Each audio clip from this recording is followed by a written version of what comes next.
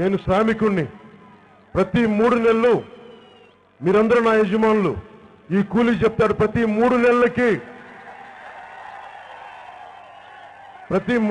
నేను లెక్కలిస్తాను మీకు.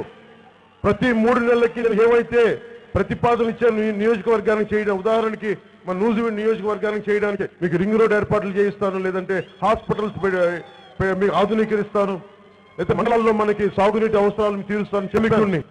ఇవన్నీ ప్రతి 3 నెలలకి మీకు రిపోర్ట్ ఇస్తాను. ప్రతి 3 నెలలు ఒకవేళ వెంటనే ఏవి చేయగలరు, ఒకవేళ చేయలేకపోతే మీకు వివరణ ఇస్తాను. ఒక స్టిప్యులేటెడ్ టైంలో మీకు చేయలేకపోతే ఒక నిర్ణీత సమయంలో మీరు నన్ను చొక్కబట్టుకుని నిలదీయండి, మీకు ఆ హక్కు ఉంది.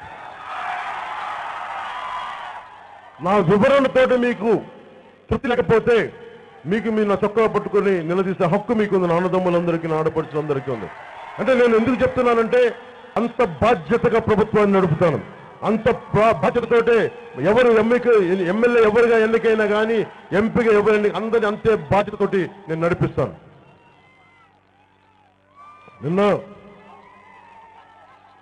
మీకు నూజివీడులో పరిశ్రమలు రావాలి అంటే ఇక్కడ రేపొద్దున వైసీపీ ఎమ్మెల్యేని మనం గెలిపించుకో. ఒకళ్ళ ఉదాహరణకి ఆయన ఉన్నాడు, ఆయన ఇక్కడ పరిశ్రమలు పెట్టాలంటే ఎందుకు పరిశ్రమలు రావంటే ఒకళ్ళు వైసీపీ ఎమ్మెల్యే గెలిచినా కానీ ఇక్కడ జగన్మోహన్ రెడ్డి గారు, విజయసాయి రెడ్డి గారు మాకెంత అని వచ్చే పరిశ్రమను అడుగుతారు. వచ్చే పరిశ్రమ యజమానులు అడుగుతారు, మీరు మాకు ఎంత వాటా ఇస్తారండి. కష్టపడి పరిశ్రమలు పారిశ్రామిక వచ్చి వాటాలు ఇవ్వడానికి కాదు, పని కల్పించడానికి, ఉపాధి కల్పించడానికి కానీ. అందుకని వైసీపీ వాళ్ళు గెలిచినా కానీ ఇక్కడ పరిశ్రమలు రావు. అందుకని పని చేయని వాళ్ళకి, పని చేయలేకపోయే వాళ్ళకి ఎందుకు గెలిపించడం. అందుకని వైసీపీని పక్కన పెట్టేసేయండి. ఎందుకు పక్కన పెట్టమన్నానంటే వాళ్ళు పులివెందుల నుంచి ఆపరేట్ చేస్తారు, నూజివీడు నుంచి ఆపరేట్ చేయాలి. కానీ పులివెందుల నుంచి రిమోట్ కంట్రోల్ ఎవరో పట్టుకొని వస్తారు, కిరాయికి వస్తారు, రౌడీ గ్యాంగ్లు వస్తాయి. వాళ్ళు చెప్పాలి మనకి నూజివీడు డెవలప్మెంట్ ఎలా కావాలనేది.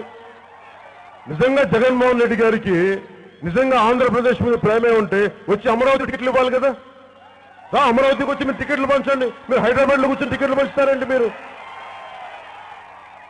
అరే పవన్ కళ్యాణ్కి ఒక ఆఫీస్ లేదన్నారు. అరే పవన్ కళ్యాణ్ వచ్చి పార్టీ పెట్టారు తప్పని తెలుగుదేశం పార్టీ ఆపరేషన్లో లేదు, వైసీపీ ఆపరేషన్ లేదు, జనసేన ఆపరేషన్లో ఉంది. మనం పార్టీ ఆఫీస్ నుంచి అందరికీ బీ ఫార్మ్స్ ఇచ్చాం. అడగండి భాస్కర్ రావు గారు అడగండి.